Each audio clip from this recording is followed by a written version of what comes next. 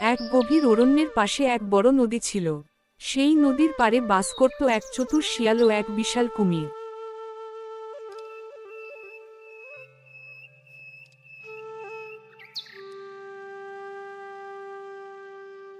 দুদিন ধরে ভালো শিকার পাওয়া যাচ্ছে না। যাই একটু নদীর পাড়ে ঘুরে আসি, দেখি কিছু পাওয়া যায় কিনা। কুমিরটি ছিল প্রবল শক্তিশালী, কিন্তু অতিরিক্ত লোভী।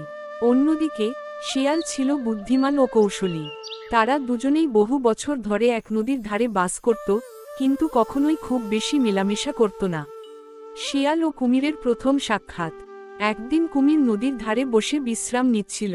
সে খেয়াল করল শিয়াল নদীর তীরে ঘুরে বেড়াচ্ছে। কুমির তখন শিয়ালকে ডাকল। আরে বন্ধু শিয়াল, ও বন্ধু শিয়াল, শুনতে পাচ্ছ? একটু শুনবে এদিকে। কে ডাকলো আমাকে? ওটা কুমির না? যাই তো একটু এগিয়ে দেখি কি বলে।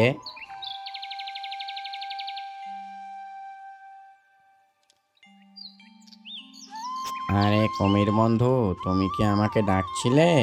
বলো কি বলবে। আরে বন্ধু শিয়াল, তুমি এত চতুর যে তোমার বুদ্ধি দিয়ে তুমি কত ভালো ভালো শিকার ধরো। শিয়াল একটু মুচকি হেসে বলল। হ্যাঁ হ্যাঁ হ্যাঁ হ্যাঁ, আমি শুধুমাত্র আমার বুদ্ধি খাটিয়েই কাজ করি। আমি জানি কখন কোথায় কখন কিভাবে শিকার ধরতে হবে। তুমি যদি চাও তাহলে তোমাকেও আমি কিছু শিখিয়ে দিতে পারি। কুমির মুগ্ধ হয়ে বলল। এইটা তো খুবই ভালো হবে। আমি তো শুধুমাত্র মাছ খাই আর ছোটোখাটো প্রাণী খাই। যদি বড় শিকার পেতাম তাহলে জীবনটা আরো সহজ হতো। শিয়াল বুঝতে পারল কুমিরের লোভ বাড়ছে। কুমির বেটার লোভটা ধীরে ধীরে বাড়ছে, দেখি কি করা যায়। তাই সে মনে মনে একটি পরিকল্পনা করল। চতুর শিয়ালের পরিকল্পনা। শিয়াল কুমিরকে বলল। বন্ধু, তুমি যদি সত্যিই বড় শিকার পেতে চাও তাহলে তুমি আমার একটা কথা শোনো। নদীর ওপারে বিশাল এক খামার আছে যেখানে গরু ও ছাগল চড়তে আসে। তুমি যদি সেইখানে পৌঁছাতে পারো তাহলে প্রতিদিন তুমি বড় বড় শিকার ধরতে পারবে। কুমিরের চোখ চকচক করে উঠল। সে ভাবল, সত্যি যদি ওখানে গরু ছাগল থাকে, তাহলে তো আমার আর কোনো চিন্তা থাকবে না। কিন্তু নদী পার হওয়া সহজ ছিল না। সেই নদীর মাঝখানে ছিল প্রচণ্ড স্রোত এবং জল এত গভীর ছিল যে কেউ সহজে তা পার হতে পারত না। শিয়াল কুমিরকে প্রস্তাব দিল। তোমাকে আমি নদী পার করিয়ে দিতে পারি, কিন্তু তোমাকে আমার একটা শর্ত মানতে হবে। কুমির বলল। কি শর্তর কথা বলছো? শিয়াল হেসে বলল। হ্যাঁ হ্যাঁ হ্যাঁ হ্যাঁ, প্রথমে তুমি আমাকে তোমার পিঠে করে নদীর ওপারে পৌঁছে দেবে। তারপরে আমি তোমাকে খামারের পথটা দেখিয়ে দেব। কুমির মনে মনে ভাবল। আরে, এটা তো আমার কোনো ক্ষতি নেই। শিয়াল আমার তো সাহায্যই করতে চাইছে, ওকে পিঠে তুলেই নি। ঠিক আছে পণ্ডিত মশাই, আপনি আমার পিঠে এসে বসুন, আমি নিয়ে যাচ্ছি আপনাকে নদীর ওপারে। নদীর মাঝখানে পৌঁছানোর পর কুমিরের মনে এক কুটিল ভাবনা এলো। সে হঠাৎ শিয়ালকে বলল।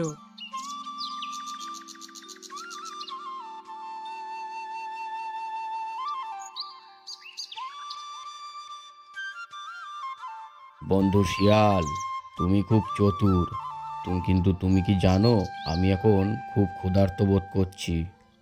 তোমাকে খেয়ে ফেললে আমার পরিশ্রমের দাম পাওয়া হবে। শিয়াল মুহূর্তেই বিপদে রাজ করতে পারল, কিন্তু সে ভীত হল না। বরং সে মিষ্টি হেসে বলল। হ্যাঁ হ্যাঁ হ্যাঁ হ্যাঁ, তাহলে তো ভালোই হয়, কিন্তু বন্ধুর মতো একটা অনুরোধ রাখবে তো? কুমির বলল। কি অনুরোধ? শিয়াল বলল। আমি যখন মারা যাব তখন অন্তত নদীর তীরে গিয়ে মরতে চাই, কারণ আমি জলে ভয় পাই। কুমির একটু ভেবে দেখল, এতে তো তার কোনো ক্ষতি নেই। তাই সে নদীর তীরে যাওয়ার সিদ্ধান্ত নিল। ঠিক আছে, চলো তোমাকে নদীর তীরেই নিয়ে যাই। চতুর শিয়ালের পালানো। কুমির যখন নদীর তীরে পৌঁছালো, তখন শিয়াল এক লাফে তার পিঠ থেকে নেমে দৌড় দিল।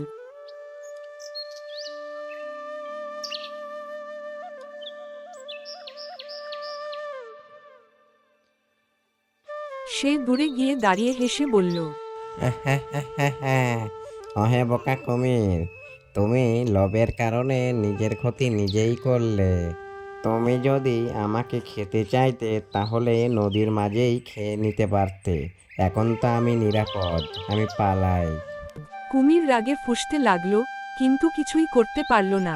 সে বুঝতে পারল, অতিরিক্ত লোভের কারণে সে নিজেই প্রতারিত হয়েছে। উপদেশ: এই কাহিনী থেকে আমরা শিখতে পারি যে, বুদ্ধি এবং কৌশল সবসময় শক্তির চেয়ে বড়। লোভের বশবর্তী হয়ে অন্যের ক্ষতি করতে গেলে অনেক সময় নিজেকেই বিপদে পড়তে হয়।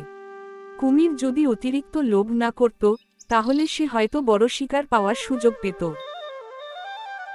আর শিয়াল যদি বুদ্ধি খাটিয়ে না চলত, তাহলে সে কুমিরের খাদ্য হয়ে যেত। তাই জীবনে বুদ্ধির সাথে পথ চলাই উত্তম।